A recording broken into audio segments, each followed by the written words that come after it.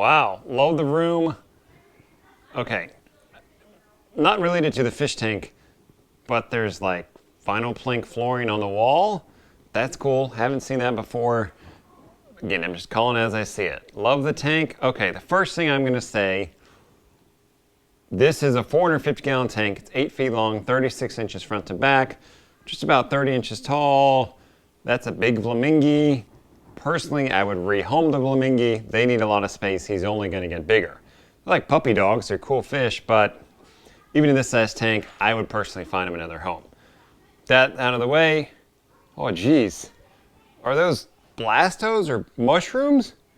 Those things are huge. We've got some green pallies on the sand bed, a couple palitoas on the sand bed. All right, one thing that I've experienced with pallies, I like zoas, I like pallies, but specifically with pallies is that they get big, as you can see in the video, and then they shade out zoanthids and other things you may have around them. So when I'm making a garden of zoanthids or palitoas, I keep the pallies separate. I like how I put them on the sand bed. That way they shade the sand bed, don't shade anything else you want around them, and you can control them. So good call there. Loving the fish. Hang on a minute. We've got 1, 2, 3 Sailfin Tangs.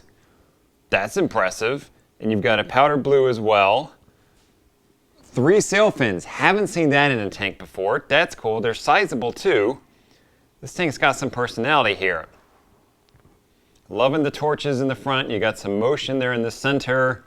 Personally, I would put some off to the side as well, so you get some motion over there. Spread out your motion a little bit. You've got a toadstool over here on the right. You're getting some motion there. Some more zoas, the garden on the right. You've got a huge money cap there in the center too. This looks what I'm going to call the fun part of owning a fish tank, or the fun stage where you're of a tank. You've got stuff, you're beyond the frag phase, you moved beyond that. So something, you're not just stuck with these small frags. You don't have huge weedy colonies.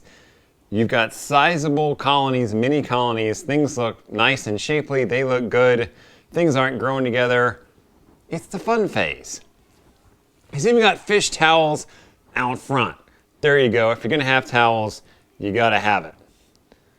All right. Let's see. So we've got some dosing going on the right. Look at that. He even left them in the bags. That's not a bad idea. If he happens to spill any of them, it's not going to spill on his nice cabinet he's got going on right there. He left them in the bag. All right, so the tubes through looks like the top here into the container. Depending on how much he's dosing, he could have some evaporation, which can change the concentration of the stuff, what he's dosing. It's a small thing. Personally, I would put a little push connector on the lid. That way you can keep things sealed, keep stuff out, and keep evaporation down. Nice control cabinet. Then we got 4 Vortex. We've got some Apex gear. Okay. I'm looking at this going, he's got a Tunzi osmolator. Nothing wrong with that. I ran that for years. But how do you get the cords, which aren't that long in the osmolator, from there down into the sump where the eyes are? Because there's a direct connection. You can't extend those things as far as I know. That's impressive. I'd love to know how he did that. Or it may just reach. Doesn't seem like it should reach, but maybe it does. I've got a webcamer here that's looking at coral and algae. He said in the video he knows he needs to scrape down the tank, so I'll give him some slack on that. Nice clean presentation over here is the dosing. He's kept it off to the side. I like his little frosted cabinets. Keep all the equipment in, keep the light down so it's not bothering things, not bothering you while you're in the room. Okay, I'm pausing this. I'm looking at these dosing lines. He's got them color-coded, which is cool, and he's going one up on me and labeling them inside of the stand where they're going in. That's cool. I dig that. Why not do that? I'm swiping that idea. Love it.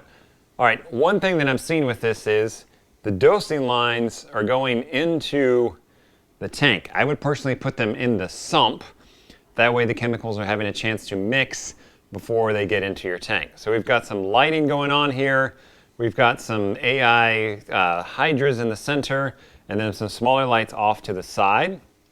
He said he did that because he has his LPS lights, LPS corals off to the side, so he's okay with them having lower light. Interesting approach to doing that. Instead of putting lights all the way across, he uses a smaller light on the side because he knows that's where he's going to put his smaller corals.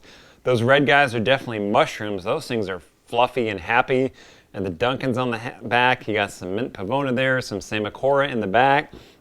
This is a really nice mixed reef tank. I'm really digging this view. Really pretty tank.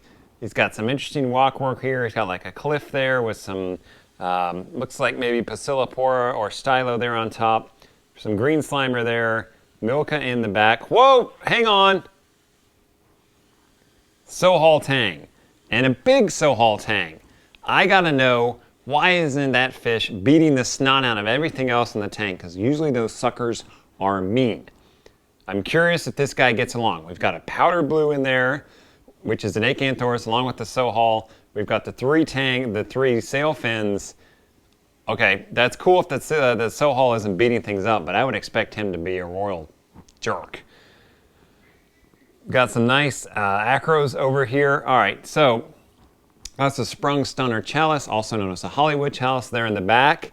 That thing grows really, really fast.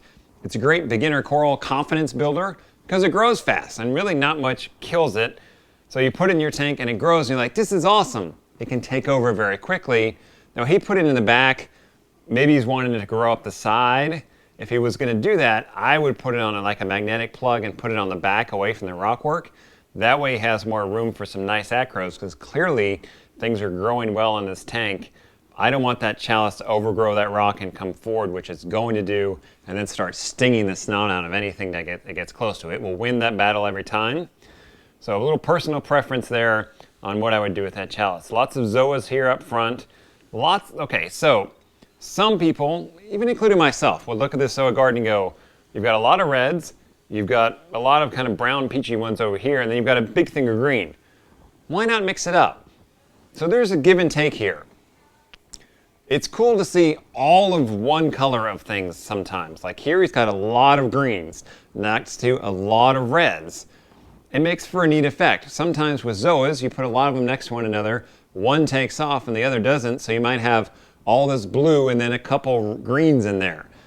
That might be a look you're looking for, it may not. In this case, I would personally take the ones on the right, these kind of brownish, peachish ones. I replace that with something else because everything's growing well in this tank. Nothing looks like it's suffering. Personal preference there. I love the Zoazo. I love that there's a lot of them with the types that he has. You got a clam doing well up here. Some of these torches, one or two of them, I would move them off to the right, maybe one of those green ones, because you got green next to green. Put some motion on the left side of the tank just to mix things up. Now look, I'm going deep with this because what I'm seeing is making me really happy. This guy clearly knows what he's doing, keeping this tank looking really well. I'm nitpicking a little bit because I can. We have some brains here, some Colostera, nice mix of Colostera, different types there. Good variety. So even though he has one type of coral, he's got some variety of corals. Nice mix here. He's even got a purple tang. Hang on, I got to back up. So you've got a Sohal, you've got a powder blue, and a purple. Someone's got to beat the snot out of someone else. I got to hear about that. You got some aggressive tangs right there.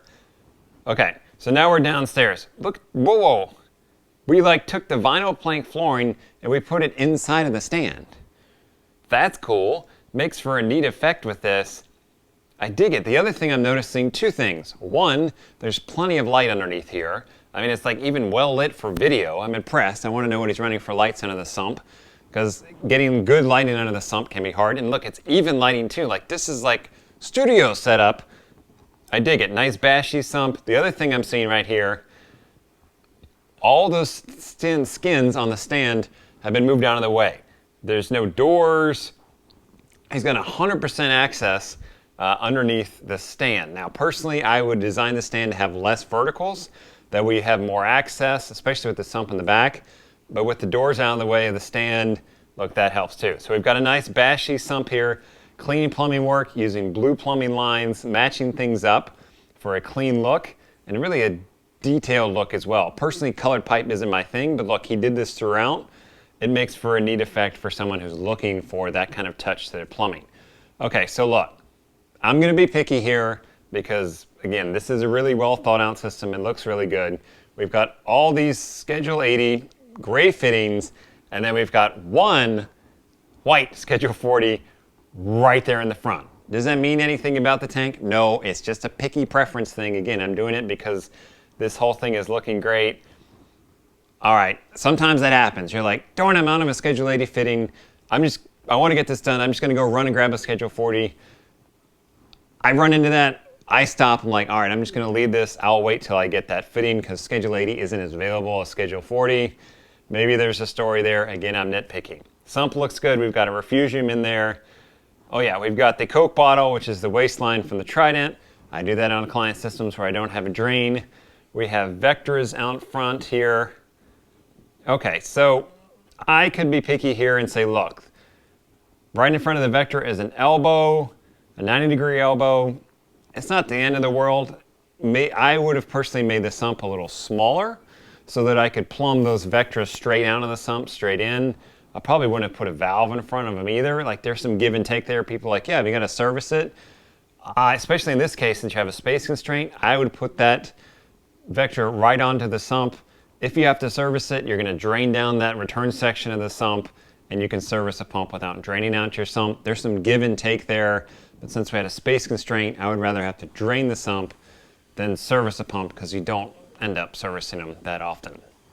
We've got some 40-degree angles in here. We've got some unions, valves. Look, he did a good job in doing Schedule 80 valves. Those things are going to last a long time.